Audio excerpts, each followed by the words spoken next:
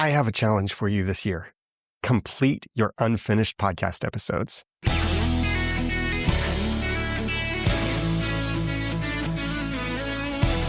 Thank you for joining me for the Audacity to Podcast. I'm Daniel J. Lewis. Do you have any unfinished episodes? Maybe you've already recorded them, but you haven't gotten around to editing them. Or maybe you've started writing the outline or even the script, but you never finished.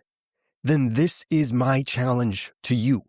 This year, I'm not going to say today, this week, or this month, although that would be great if you do it, but at least this year, and I'm publishing this still near the beginning of the year, this year, I challenge you to finish those unfinished episodes. I've got a few thoughts that I hope will inspire you for this. First, it's a quotation I heard long ago. If it'll keep, it'll preach.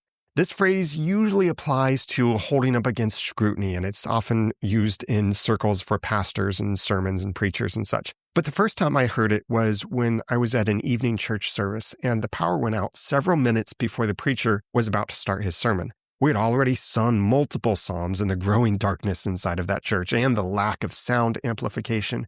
But when it came time for the sermon, the preacher realized the kids were too restless in the dark. The audience wouldn't be able to hear the message without the sound system, and even if the kids were perfectly quiet, and he would be extremely distracted by the environment, basically preaching to utter darkness, which that is quite a metaphor, isn't that? That's something to think about.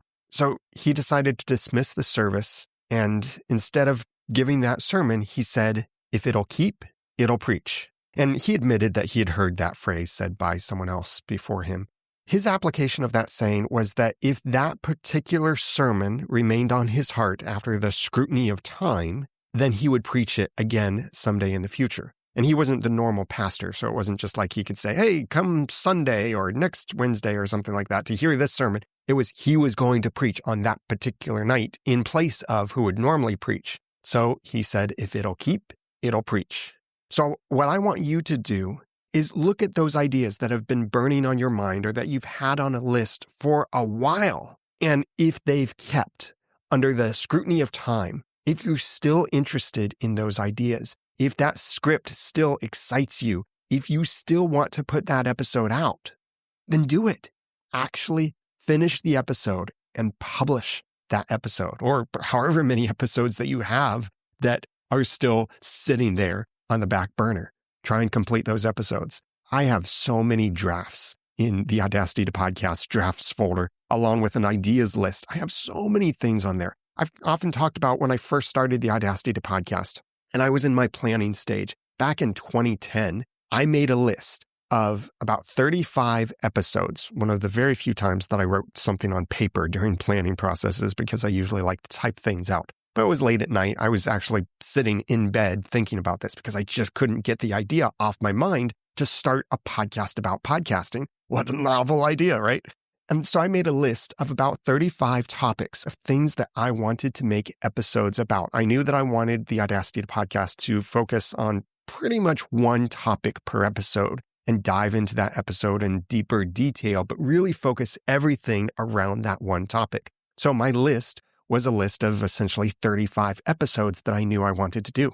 There are items on that list I still haven't done today. After more than 400 episodes, which should be a lot longer if I hadn't had to take such a long hiatus in the years, but I've been podcasting with the Audacity to Podcast more than 15 years now, and there are still items on that list that I haven't gotten to yet. And I continue adding to the items that I haven't gotten to yet, because I think about things constantly. I'm getting ideas from random places and random inspirations, and I put them on my list. Or I start drafting an outline because it can happen at completely random times that I just think, ooh, these couple points would be really good under this point. So even before I recorded this episode, I revisited my list of ideas and I saw multiple drafts of things that I'd started preparing, and some things I decided I want to do more research on that. I want to think about that more. I want to talk to more people about this before I publish content about it. I want to prepare this more, certain things like that. And that's when I realized, wait a minute, just that crisis that I face with my own content is a topic in and of itself, and something that you've probably faced too at some point. And it might not be topics that you have a list of, but maybe guests that you want to have on your podcast, or movies that you want to review, or shows that you want to talk about, or products that you want to test and review, or anything like that. Look at that unfinished list of things, whatever that is, that unfinished list, and try to complete those things this year. And a big step to doing that is my next point: complete the pre-production for draft episodes.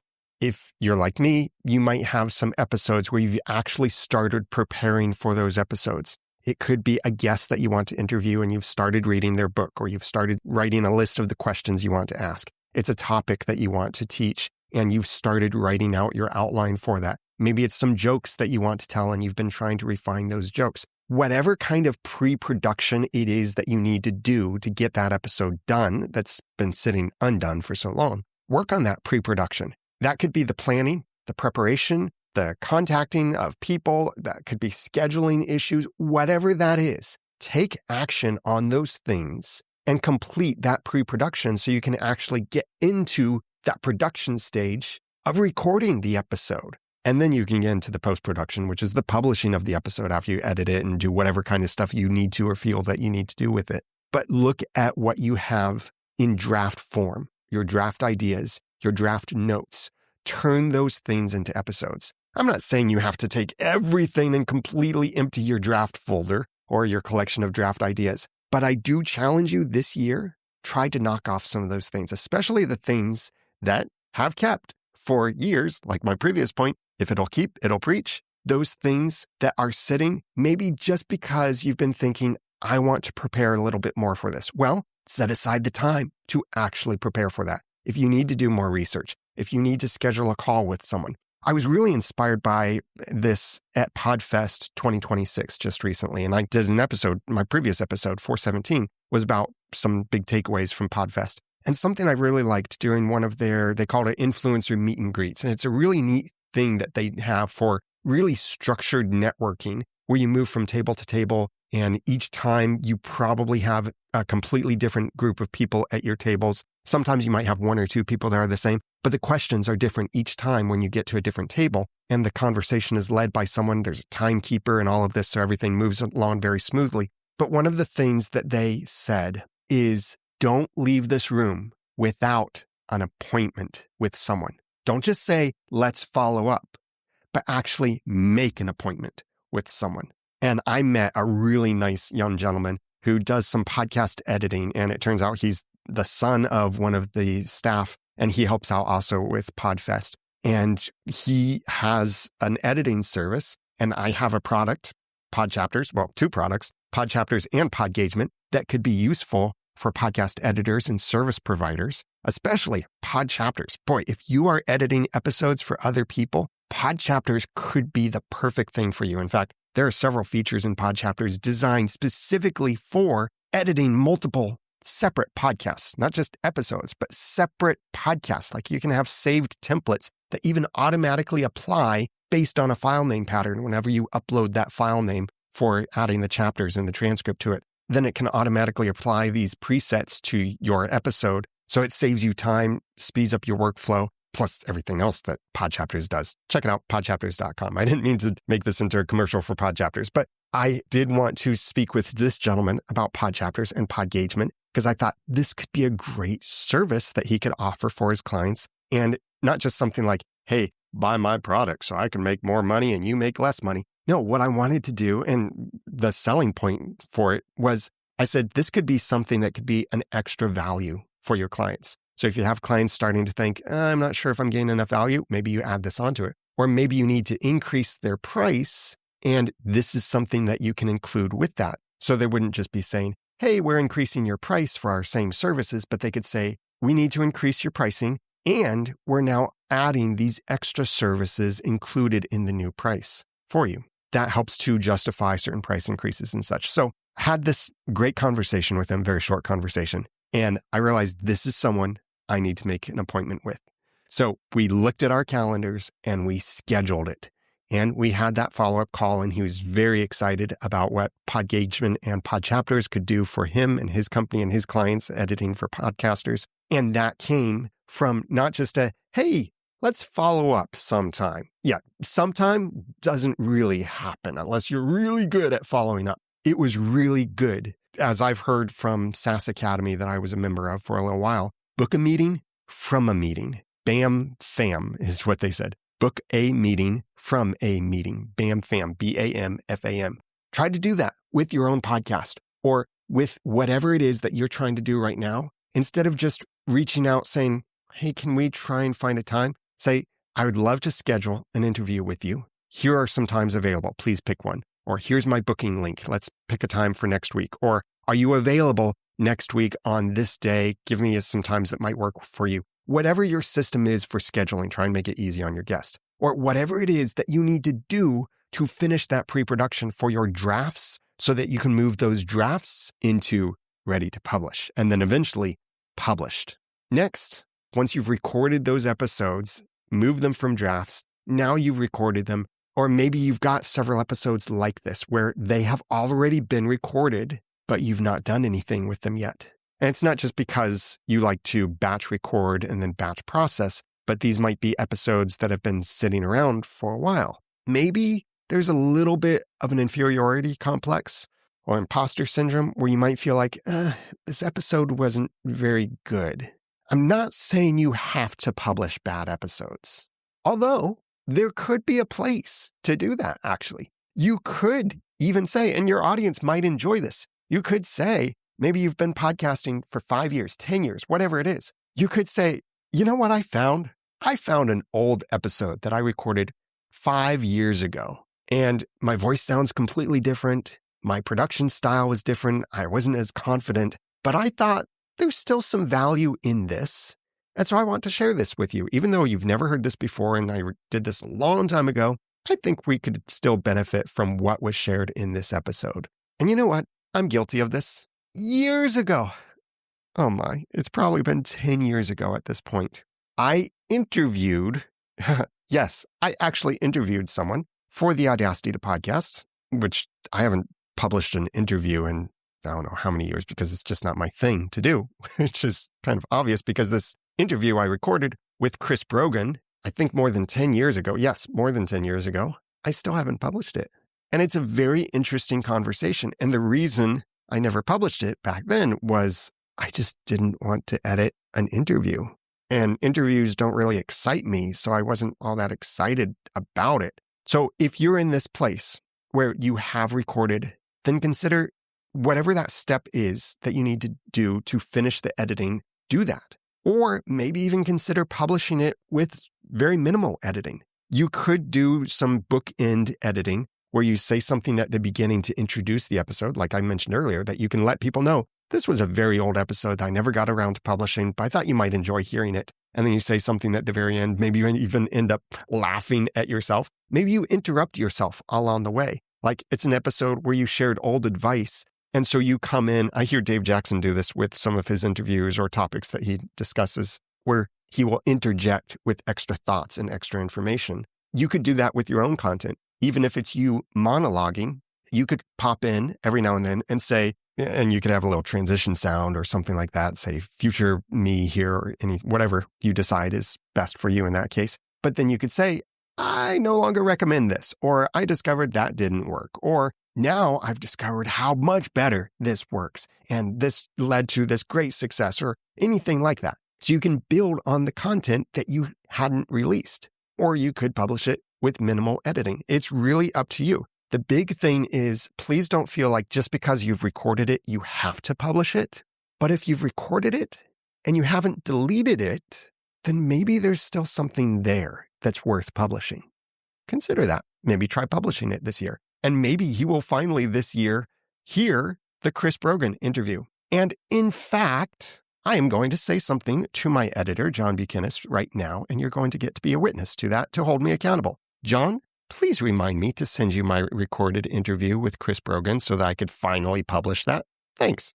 Next, discard what no longer sparks joy. This comes from the book, The Life-Changing Magic of Tidying Up by Marie Kondo. She said, the best way to choose what to keep and what to throw away is to take each item in one's hand and ask, does this spark joy? If it does, keep it. If not, dispose of it. This is not only the simplest, but also the most accurate yardstick by which to judge. And that's from Marie Kondo in The Life-Changing Magic of Tidying Up, which is a book I have not read, but I've heard this quotation, and so I found it, quoted it for this, because it is relevant. Look at those ideas that you've had, whether they are simple topics, whether they're unfinished episodes. Maybe they are completely recorded episodes that you just haven't gotten around to publishing, but you just don't feel like publishing. Well, look at that stuff. And in a sense, think about, does this episode still spark joy? Am I still interested in this topic that I wanted to do an episode about? Is this guest, this movie, this book, this resource, this whatever it was, do I still care about it? Do I still want to share this with my audience? Even if you care about it or care about that person, is it still something that you want to share with your audience? Does it still spark joy, to quote Marie Kondo? If not, then maybe discard it. I'm not saying delete it permanently because you might still change your mind in the future, but at least discard it from your list and clean up your list so that you can know, I don't really want to talk about that anymore. So discard those concepts, those episode drafts, those ideas, those unpublished episodes that you're just not really interested in anymore. Especially if it's something you haven't recorded yet and you try to record an episode about something that you're not passionate about, that's going to come through in your voice in the podcast. Yes, you can drum up some enthusiasm for some things, and there are some places to do that, the whole fake it till you make it kind of thing, which isn't necessarily about faking it, but it's more about forcing yourself to take action, to get some momentum going, or like I like to refer to it as bathtub theology or bathtub philosophy. It was when I was a kid, I hated taking baths until I got in the bathtub, and then you couldn't get me out of the bathtub because I loved taking baths. I just didn't remember I loved taking baths until I actually got in and started playing with all the bubbles. Then I loved the bathtub. And that could be it for you with some of these topics that you might feel like, I don't really want to talk about it. Well, see if you can try. See if you can spark that joy while forcing yourself to work on it. And that's a good self-discipline as well, to exercise your drive and motivation, your determination, your thoroughness to work on it anyway and get that spark of joy through it. This is something I sometimes face. I'm an ambivert, which means I'm in the middle of introvert and extrovert. On my lazy days, I'll be an introvert. And if I go to a conference or a social gathering, I might initially feel lazy and feel like, I don't really want to go try to meet people. I have to make an intentional decision in my mind and kind of like flip a switch to go meet people and decide, nope, I'm not going to just hang out with the people I know, or maybe I will for a few minutes just to kind of rev up, but I'm going to go meet someone. I'm going to find someone who looks like they need someone to talk to and they're not busy, or find a conversation I can join in on. And you might see me do that at conferences too. You'll see me come into a room, kind of look around, maybe connect first with the people I know, and then start moving around and talking to other people and meeting people and widening the circle of conversation as someone else comes up. And then it's like, hey, how about you come on and join our conversation over here? So sometimes it does just take you that extra energy just to get a little bit of momentum going. And I've mentioned this in the past. You can't even use AI for this. This is one of my first uses of AI, or LLMs, large language models. Before ChatGPT was even a thing, I was talking about Jasper, or back then it was called Jarvis and Conversion AI. It's a tool that's not so popular anymore, and I don't know if it really exists in the way that I used to use it. I now recommend Magi instead. Magi is a super toolbox of AI things. You get GPT, you get Claude and Gemini and a bunch of image and video editors and AI tools all in one subscription. So it's a great value if you like AI tools. But I don't recommend using AI to create your content. It can, however, help you get some momentum.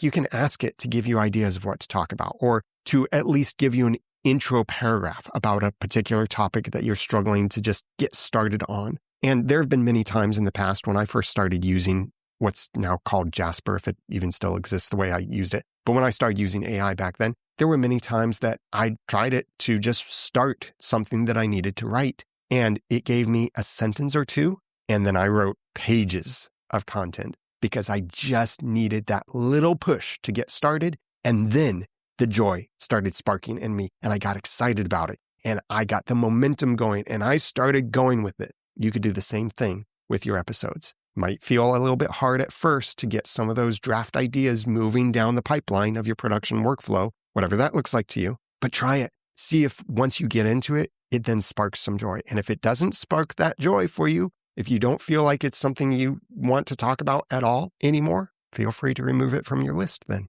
Before I go, I want to give a special thanks to Joshua Liston for sending $5 and saying a little help for someone helping indie podcasters. Thank you so much, Joshua. And also $25 from Leslie Martin saying, if you ever get to Anchorage, Alaska, give me a shout. I'd love to meet with you and take you out to dinner. Well, thank you so much, Leslie. I'd love to visit Alaska someday. There are a lot of places I'd love to visit someday that I know would spark joy. It's just a matter of actually getting there and the logistics of such. But thank you so much for those kind donations. These have come in from the past couple of months, and I just never got around to thanking them publicly for them. If you value what I share with you in the Audacity podcast, would you consider what that's worth to you and give back whatever you feel it's worth to you? You can do that at theaudacitytopodcast.com/giveback. Or if you want to buy one of my products, the big things I have right now are Podgagement and Podchapters. You can go to podchapters.com to help you add engaging chapters to your podcast within seconds, or podgagement.com to help you supercharge your audience interaction and engagement. Now that I've given you some of the guts and taught you some of the tools, it's time for you to go start and grow your own podcast for passion and profit. I'm Daniel J. Lewis from theaudacitytopodcast.com. Thanks for listening.